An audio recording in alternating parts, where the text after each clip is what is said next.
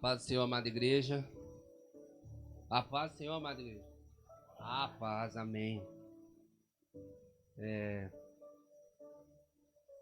Só dos irmãos estar aqui hoje, meus irmãos. O Senhor já está feliz, o Senhor já está alegre, né? Porque esse horário muita gente já está arrumando para dormir, né, pastor lá? Então, nós estamos aqui para celebrar. Quando o pastor pediu aí para compartilhar, eu falei, meu Deus, né? Porque já faz um tempo, meus irmãos, que eu não subo ao altar do Senhor para compartilhar a palavra. A rotina da nossa vida aí mudou e ficou, né, corrida.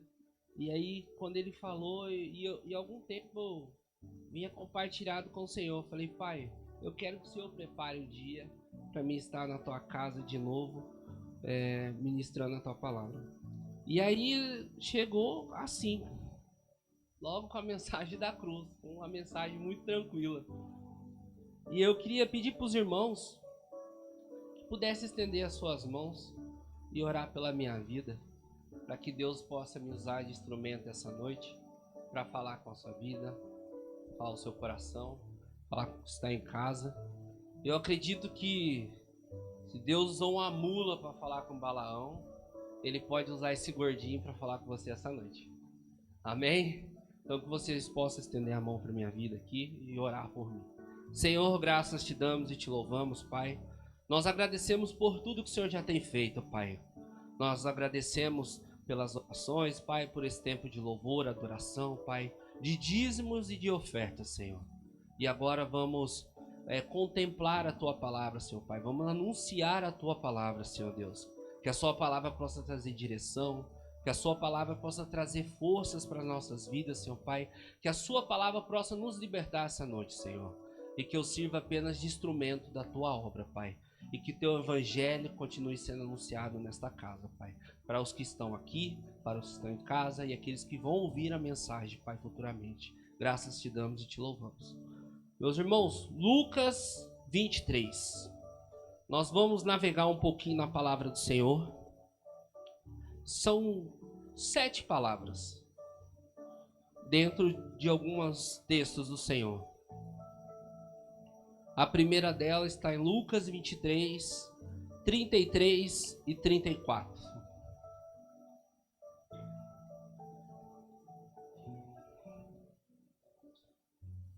Quando acharem, diz amém. Ô povo crente, diz assim a palavra do Senhor.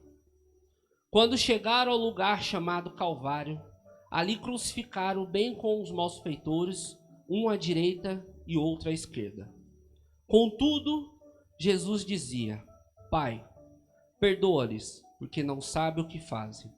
Então, repartindo as vestes deles, lançaram a sorte. Até aqui. Eu separei a primeira palavra como perdão. O pastor falou um pouco da cruz, o pastor Laros também mencionou a cruz. E quando eu estava pedindo a direção para o Senhor para essa palavra, eu fiquei imaginando como seria esse tempo de cruz. E nós vamos imaginar um pouquinho como foi a caminhada de Jesus até este momento de crucificação. Nós sabemos que ao chegar nesse momento, houve um tempo que antecede essa crucificação, que é primordial para nossas vidas. E como disseram aqui que muitos estavam à ceia hoje com a família, né? E é maravilhoso. Hoje eu estava trabalhando, mas tive o privilégio de almoçar lá na minha mãe. E o Senhor me fez lembrar da ceia. E ali eu aprendi que a primeira atitude que nós podemos ter para aceitar a nossa cruz e viver a cruz que Cristo quer para nossas vidas, nós temos que ter aquele ato que Ele teve com seus discípulos. Uma vez eu vi o pastor Edmur fazendo esse ato e eu fiquei impressionado. Eu falei, poxa, né? Não devia ser as ovelhas fazendo no pastor? Não, mas estava ao contrário. O pastor estava fazendo isso nas ovelhas. E ali eu vi a semelhança de Cristo na vida do pastor. E dado momento, o Senhor está com seus discípulos na ceia. E diante do momento tão maravilhoso, o Senhor dizendo muitas coisas que iriam acontecer após, e muitos dispersavam ali e questionavam quem era maior entre eles. De repente o Senhor pega um pano de linho, uma água e resolve lavar os pés dos seus discípulos. Ali para mim é o maior ato que Jesus nos ensina. Jesus ele veio para nos dar um gabarito de como ser um servo fiel, um filho temente ao Senhor. E Deus nos deu Jesus como exemplo. Eu vejo Jesus como exemplo para nossas vidas, em suas atitudes, em suas ações, e a cruz nos revela como é viver em Cristo. Por isso eu acho uma mensagem muito forte, porque aqui nos revela como temos que ser de fato no nosso dia a dia, diante de tantas situações e adversidade que nós enfrentamos.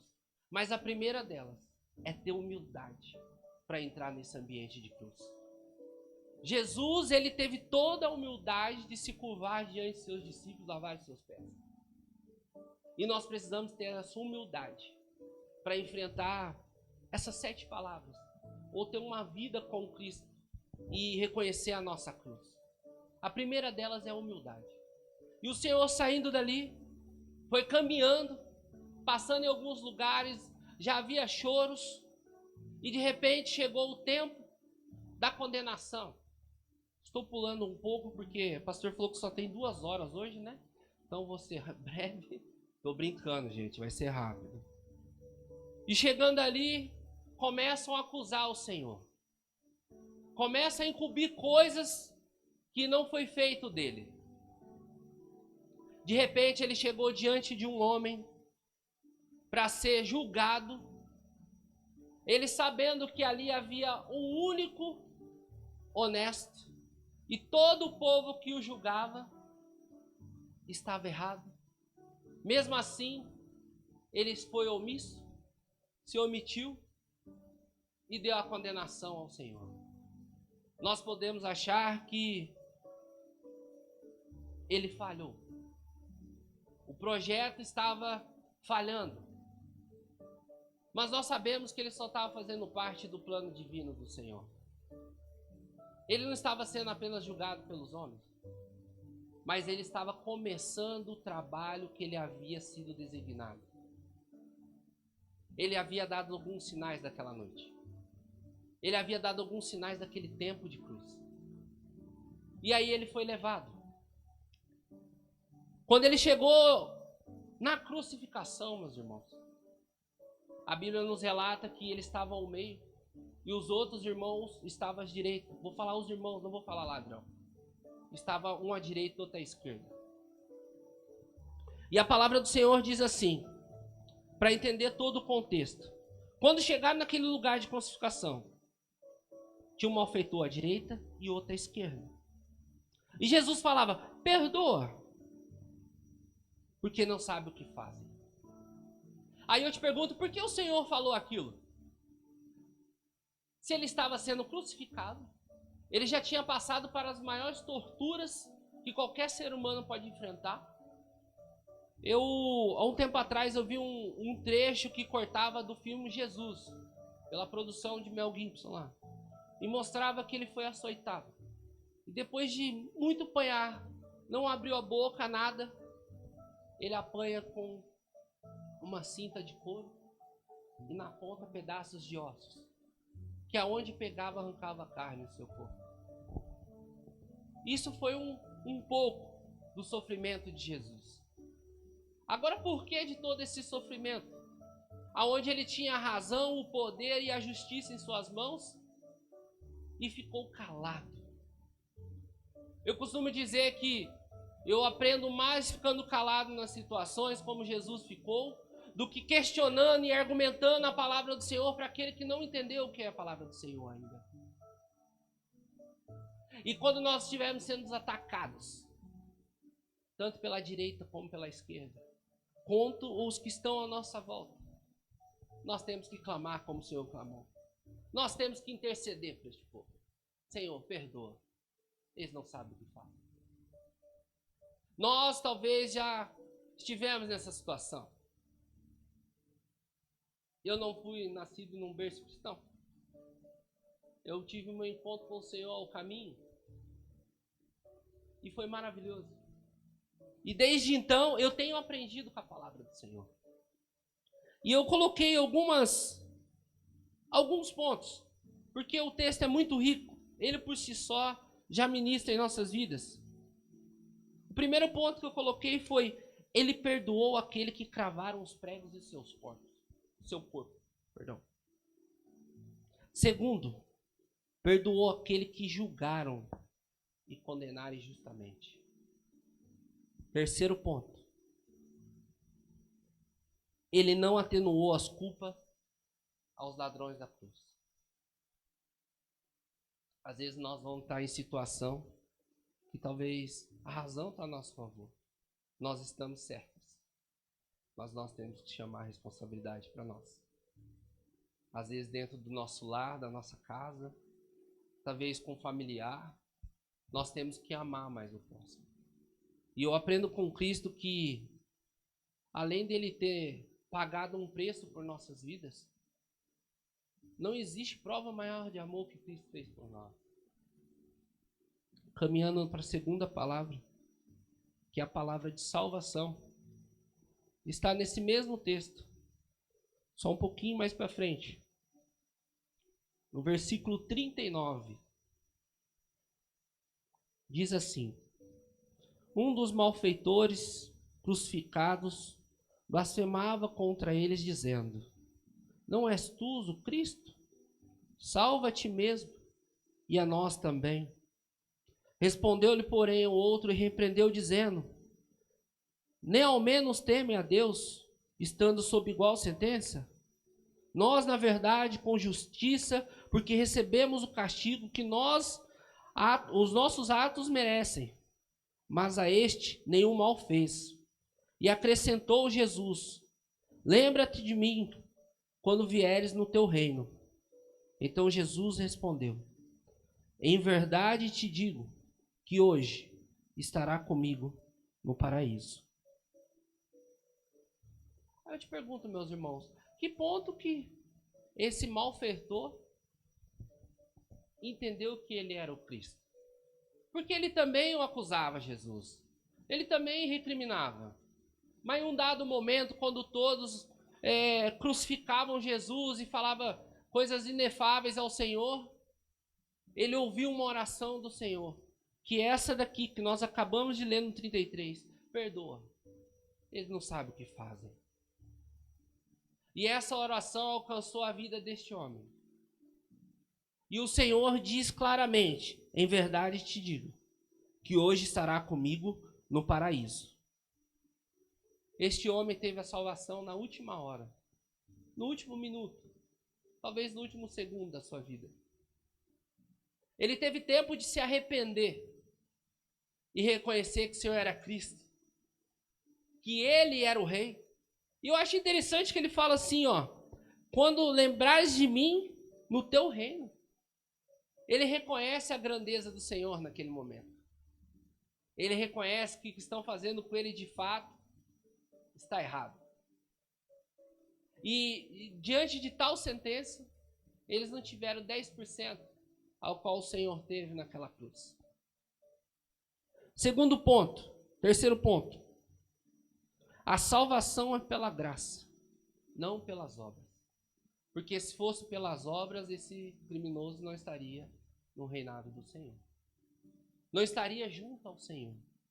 Então nós temos que entender que não é o que nós fazemos, não é aquilo que nós cooperamos com a obra do Senhor, não é aquilo que nós fazemos em nome do Senhor, mas é aquilo que nós reconhecemos que em Cristo é em nossas vidas. Uma coisa que eu aprendi com a palavra do Senhor é que a nossa salvação é imediata. A salvação do Senhor não é que nós vamos caminhando ao longo do tempo e algum tempo nós falamos: nossa, eu sou salvo. Não. Porque pode ser que nesse meio termo o Senhor recolhe, e aí? A salvação é quando nós reconhecemos de fato quem é Cristo em nossas vidas. Eu falo: eu reconheço que o Senhor é meu Salvador. Eu reconheço que o Senhor é meu Pai. E ali nós testificamos a salvação em Cristo. Ali nós testificamos que nós somos filhos dele. E o texto vai nos mostrar o porquê somos filhos dele. Porque nós temos esse selo com o Pai. Embora Jesus estivesse ali, naquele tempo de tortura, ele não podia deixar de atender um que precisava ser salvo. Ele não podia ficar se martirizando, questionando porque o Senhor tinha desamparado. Porque ele questiona. E nós vamos entender. Vamos para a terceira palavra. Está em João 19, 26 e 27.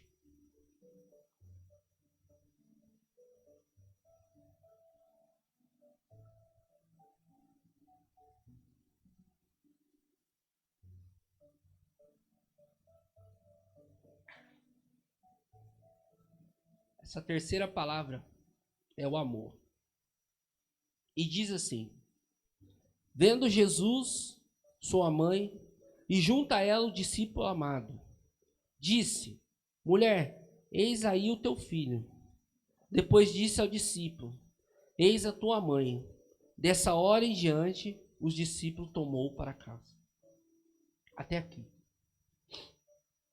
O que eu acho interessante nesse trecho, meus irmãos, é o cuidado que o Senhor tem com a mãe dele. E esse texto não está aqui à toa. Essa palavra do Senhor não está aqui à toa. Quando fala que está aqui, dá-se a entender que o pai de Jesus havia falecido. E ali estava uma viúva diante dele. Os irmãos de Jesus não estavam ali porque até mesmo não confiavam e não acreditavam que Jesus era o Messias de fato. Mas João, como é mencionado, o seu discípulo amado estava ali com sua mãe. E ele dá um único mandamento para ele, um único mandamento não, mas ele dá uma instrução para João. Ele diz: cuida de tua mãe. Cuida.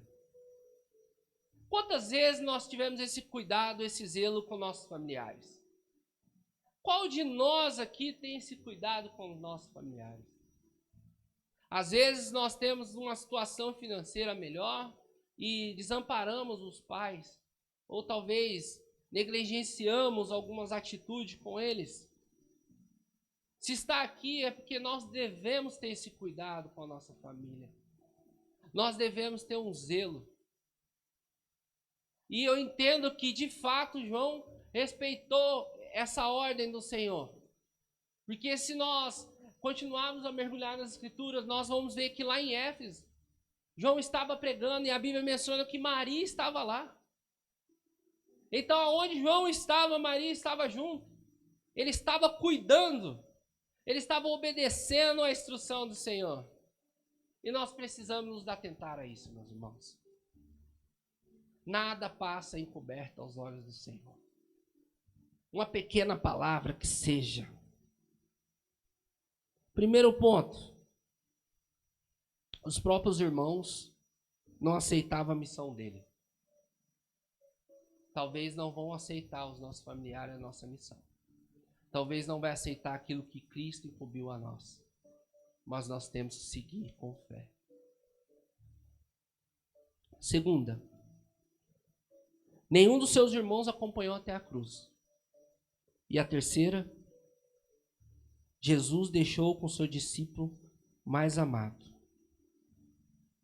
Nós temos que ter essa pessoa também em nossas vidas. Onde nós vamos ter que seguir com aquilo que o Senhor quer para nossas vidas, mas também vamos ter alguém que vai dar um respaldo para nós. Quarta palavra, Mateus 27, versículo 46. Coloquei aqui, meus irmãos, como angústia, mas pode ser também desamparo.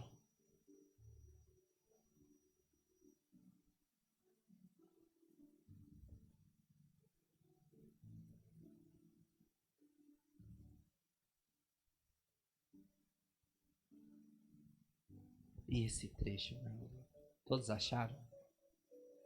Amém? É maravilhoso. Diz assim, Mateus 27, versículo 46. Por volta da hora nona, clamou Jesus em alta voz, dizendo: Eli, Eli, lama sabachthani. O que quer dizer: Deus meu, por que me desamparaste? Quanto de nós já clamou por isso?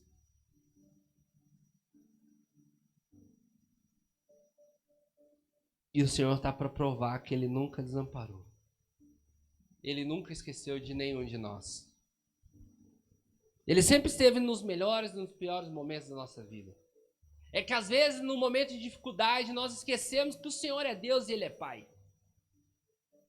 E às vezes a dificuldade vem para nos corrigir, ou para nos trazer mais próximo dEle, diante de seus pés. E nesse momento o Senhor está sendo ali crucificado, está quase à beira da morte, diante de tanto sofrimento, de tanta luta. Ele fala: Senhor, meu Deus, me desamparaste? Nesse momento nós possamos pensar que o plano de Deus falhou, veio a calhar. Ou que Jesus questionou quem era Deus. Aí nós podemos pegar essa palavra e dizer: mas se Jesus questionou, eu posso questionar também. Mas nós não fazemos 10% que Jesus fez. Nunca vamos alcançar o que Jesus fez. O feito que Jesus fez por nós não vamos alcançar. Mas nós temos que replicar os atos do Senhor, as atitudes do Senhor. Naquele momento, meus irmãos, o Senhor estava cumprindo não apenas a lei, porque o Senhor não podia apenas dizer: os meus filhos estão salvos. Não, ele precisava de um cordeiro. Ele precisava que alguém pagasse o preço por nós.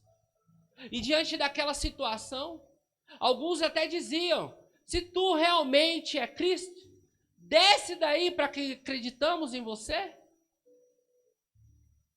Meus irmãos, eu venho dizer que se ele desce naquele momento, nós desceríamos para o inferno também.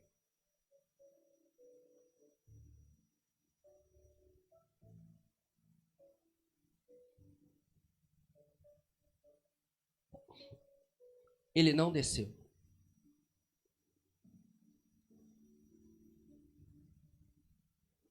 E o que mais me assusta é que ele fez tudo isso sendo homem. Nós passamos por tão pouco. E às vezes nós descemos da cruz, quando devemos carregar ela. Toda vez que eu olho para a cruz aqui, me dá Senhor, eu preciso fazer mais. Porque eu lembro de tudo isso. Eu queria mergulhar muito mais, meus irmãos. Mas o Senhor vai falar aquilo que é necessário essa noite. E vamos para a quinta, que é a palavra do sofrimento físico. O sofrimento que Jesus passou. Está no livro de João 19 e 28.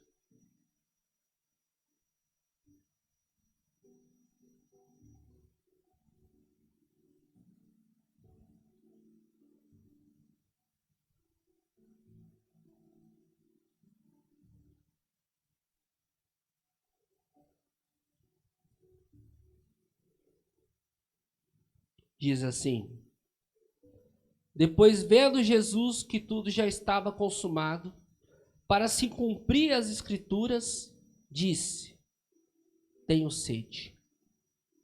Até aqui.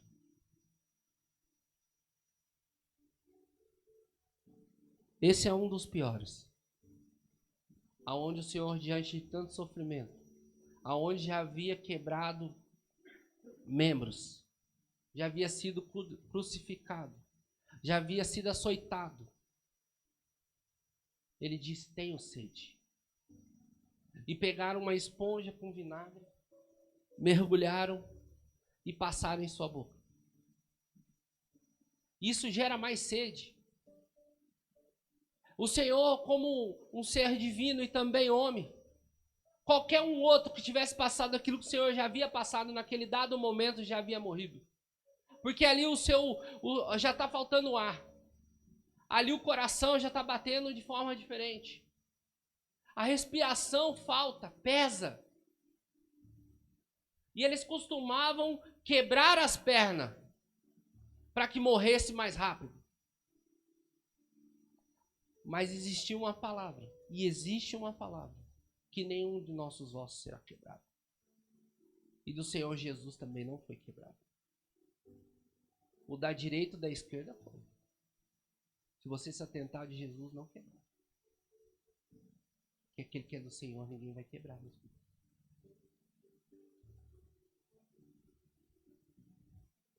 Sexta palavra.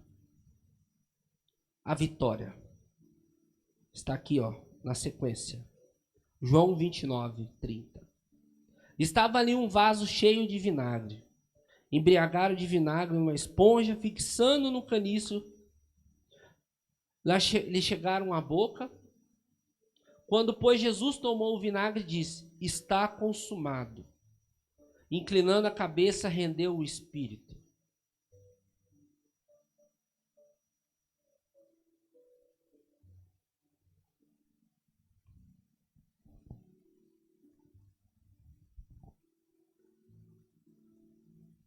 Esse trecho, meus irmãos, é aquele que o Senhor fecha o ciclo. Ele cumpre a obra que foi confiada a Ele. Ele nos dá acesso direto ao Pai.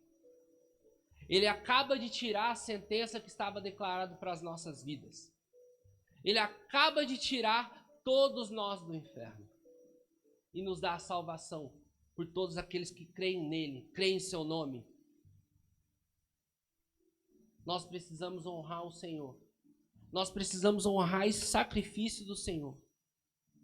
E lembrar dessa palavra. Lembrar da virtude dessa palavra. E o Senhor aguentou até o fim. Ele não parou no meio do processo. Ele não encurtou o tempo. Não alongou. Ele fez o propósito. E nós devemos confiar também nos nossos propósitos. E essa palavra aqui, meus irmãos, foi uma que bateu muito na minha vida há algum tempo atrás.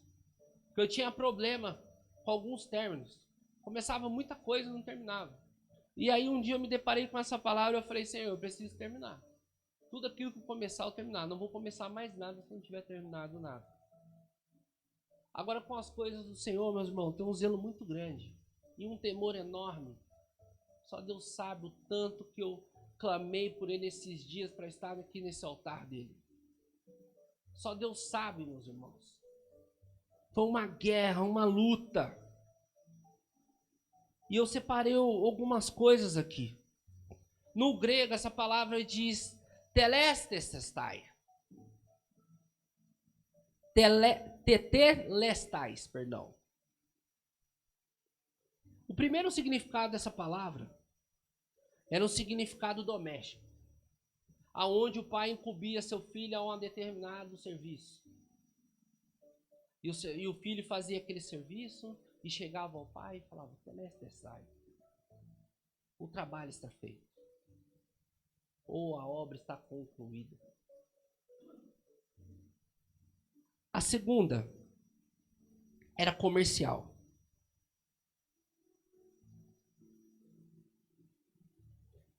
Quando se pagava uma dívida, ali se dizia: tetelestai, está paga essa dívida. Quando o devedor saldava o seu débito junto ao credor, a promissória estava liquidada. Estava ali registrado, está pago. Telestestai.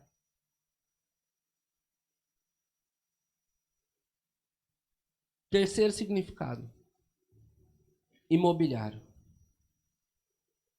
Quando pagava a escritura, quando recebia em suas mãos o carimbo que estava pago, que tinha cumprido, e aquela propriedade já era dele, já era de sua posse, tinha um carimbo. Teletestai. Está pago. A Escritura está em meu nome. Nós temos o direito permanente dessa Escritura. Jesus, ele não apenas pagou a nossa dívida, mas ele nos deu a Escritura para colocar embaixo do braço e dizer: aquele lugar é meu.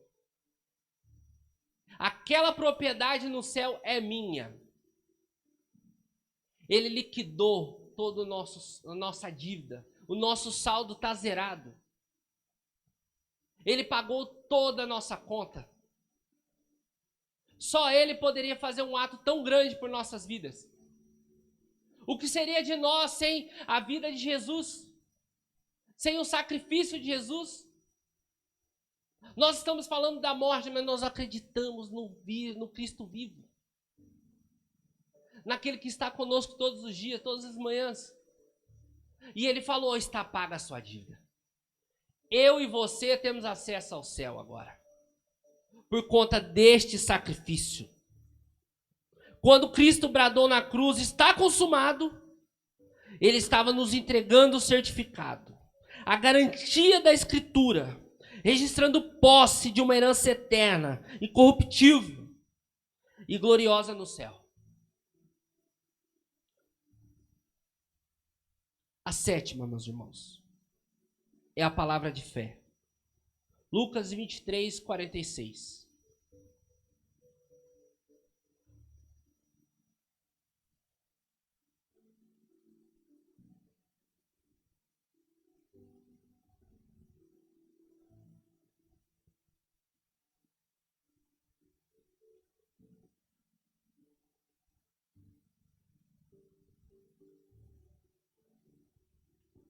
Diz assim: então Jesus clamou em alta voz: Pai, nas tuas mãos entrego o meu espírito. E dito isto, expirou. Neste momento, Jesus finalizou a sua missão com êxito. Entregou o propósito da vida eterna diante do Senhor. Cumpriu com êxito a sua trajetória.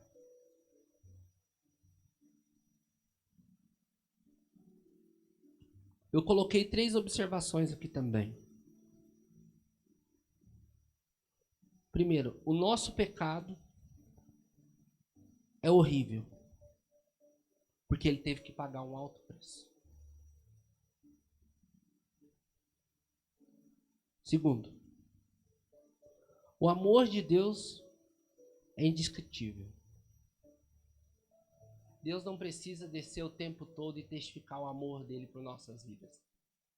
Ele não precisa escrever numa parede banhada a ouro: eu te amo. Ele não precisa escrever na areia do mar: eu te amo. Porque ele escreveu lá na cruz o amor por nós. Quando ele entregou o filho dele por nós. Eu não daria um dedo do meu filho por ninguém. E ele deu o filho dele por nós. Por os nossos pecados. Nós temos que sondar os nossos pecados todos os dias. Terceiro, a salvação em Cristo é gratuita. Nós não pagamos nada.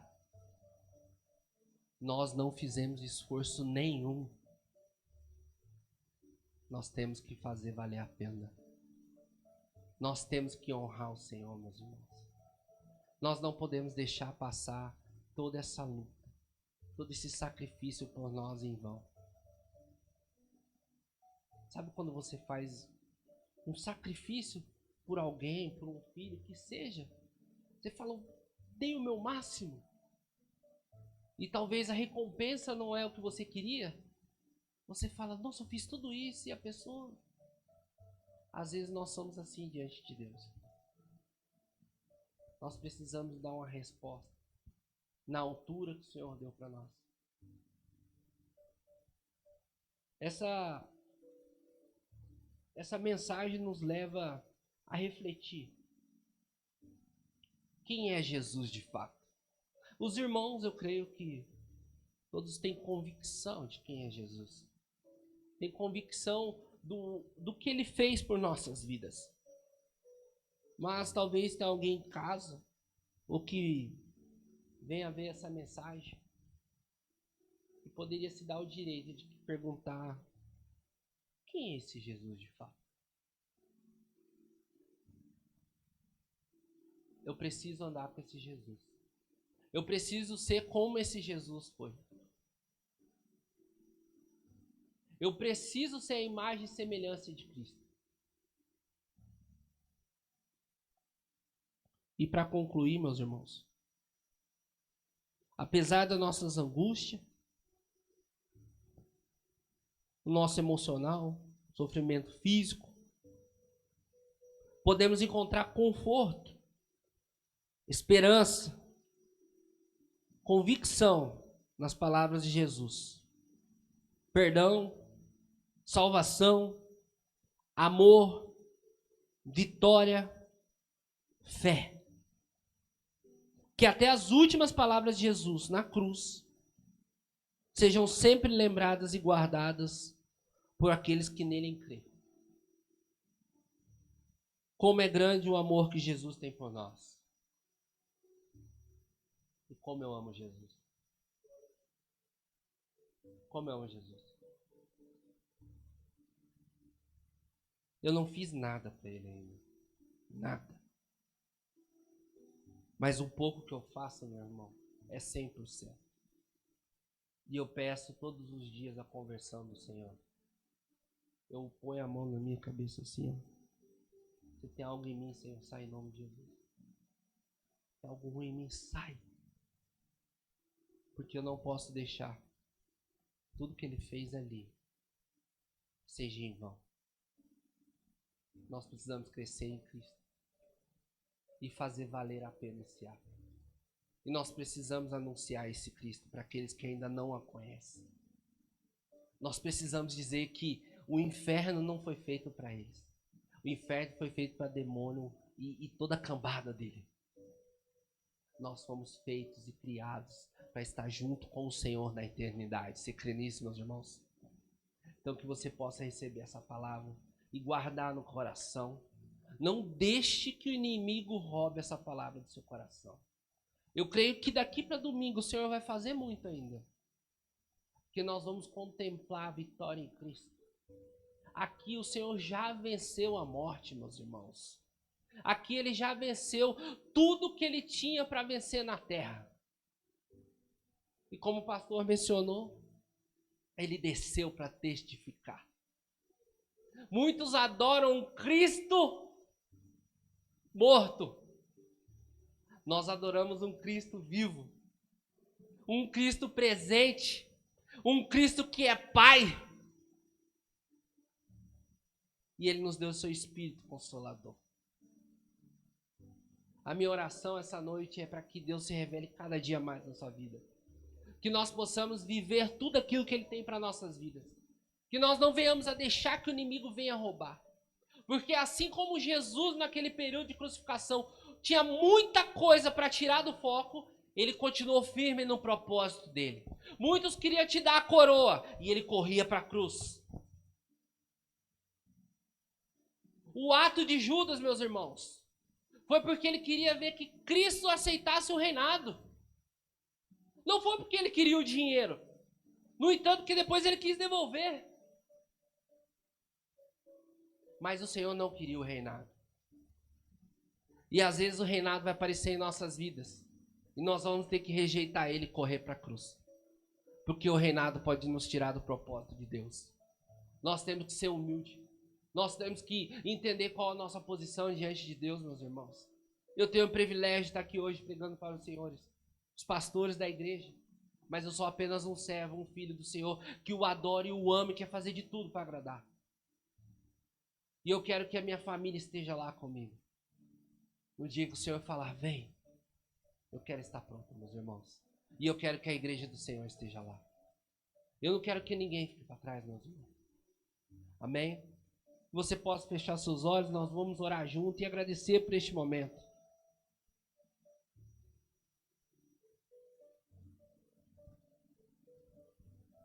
Senhor, graças te damos e te louvamos pela tua palavra, Senhor. Pai, obrigado, Pai, por tudo que o Senhor tem feito, Pai, nessa casa, tem feito no dia de hoje, Senhor.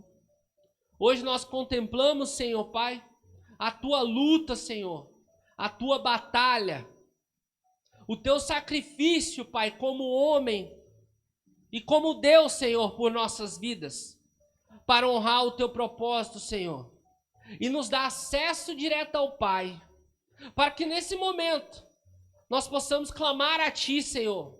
O Senhor rasgou o véu e nos deu acesso direto ao Senhor, Pai. E nessa noite, Pai, eu venho te pedir que o Senhor receba a nossa oração, receba a nossa adoração, clamor como aroma suave, Pai, na sala do trono, Senhor. Que nós possamos te honrar toda manhã, Senhor. Que nós não venhamos nos curvar, Senhor Deus, para aquilo que não seja o Senhor, Deus. Pai, abençoa o teu povo grandemente essa noite, Pai. Abençoa os teus filhos, Senhor. Que os anjos do Senhor blindem, Pai, cada um dos corações, da mente, Pai. Que a palavra do Senhor não venha despertar, Senhor Deus. Dispersar no meio da multidão, Senhor. Nós acreditamos no Senhor, Pai. E que nós possamos honrar cada ato do Senhor, Pai. Por nos dar acesso a Ti, para nos livrar da morte, Pai. E nos dar uma vida eterna com o Senhor, Pai. Eu agradeço, Senhor Deus, por esta igreja. E peço que o Senhor venha abençoar cada um que está aqui essa noite, Pai. E aqueles que não puderam estar aqui também, que o Senhor venha abençoar grandemente, Senhor.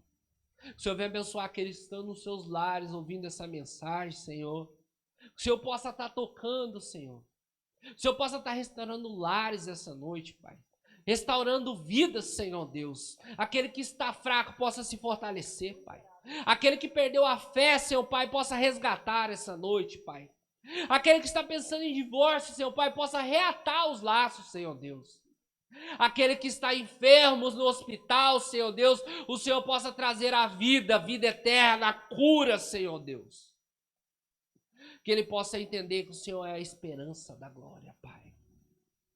Obrigado, Senhor Deus, por teu privilégio, Senhor Deus, de falar do teu nome, de anunciar a tua palavra, Senhor Deus.